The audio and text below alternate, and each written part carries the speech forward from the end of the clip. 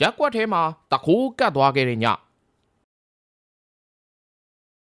တခိုးမျိုးတခိုးဆိုတဲ့အော်တန်ချိုးနဲ့တူပြီးခဲ့တဲ့ညရက်ကွက်ထဲမှာတော်တော်လေးကိုစူညံပွက်လို့ရိုက်သွားခဲ့ပါသေးတယ်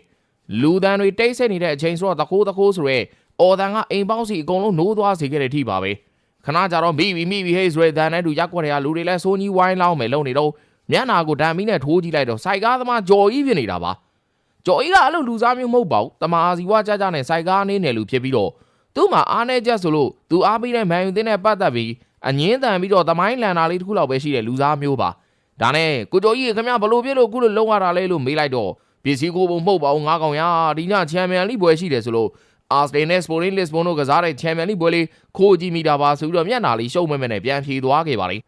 ဒါနဲ့ခင်ဗျာအားပေးတာမန်ယူလေးဗျာဘလို့ပြလို့ချန်ပီယံလိပွဲသွားပြီးတော့ခိုးကြည့်နေရလိုက်ဆိုပြီးမေးလိုက်တော့မန်ယူပွဲကလည်းတော်တော်နဲ့မရှိသေးတာရောချန်ပီယံလိပွဲကလည်းမကန်တော့အခုလိုချန်ပီယံလိပွဲလာပြီးတော့ခိုးကြည့်မိတာပါကွာပြီးတော့တစ်ဖက်ကစပိုရင်းလစ်ဘွန်ဆိုတာလေငါတို့ရဲ့နီးပြကြီးအမ်မိုရီကိုင်ခဲ့တဲ့အသင်းဟောင်းနေပြီးတော့ငါတို့ရဲ့ဂိုကြီးရိုနယ်ဒိုရောအခုငါတို့ရဲ့လက်ရှိအသင်းကောင်းဆောင်ဘရူနိုဖာနန်ဒက်စ်ရဲ့အသင်းဟောင်းဖြစ်နေအားပေးမိတာပေါ့ဆိုပြီးတော့ပြန်ပြောရှာတယ်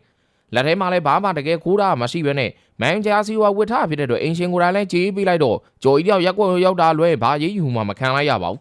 ရက်ကွက်မှာတော့ရက်ကွက်လူကြီးကဂျော်ကြီးကိုစိတ်ကြည့်ပြီးအခုလိုပြောလိုက်အေးမင်းတို့မန်ဖန်နေကြက်သတိထားနော်မင်းတို့အားပေးတဲ့အသင်းကချန်ပီယံလိမကန်တာသူများအသင်းကန်တာခိုးကြီးတော့ကြည့်မနေနဲ့အခုအာဆနယ်တရားစပိုရင်းလစ်ဘောအနိုင်ရတဲ့အတွက်လာမယ့်ရာသီမှာလည်းပရီးမီးယားလိကအဆင့်9ရတဲ့အသင်းကပါချန်ပီယံလိဝင်ကန်တော့မှာ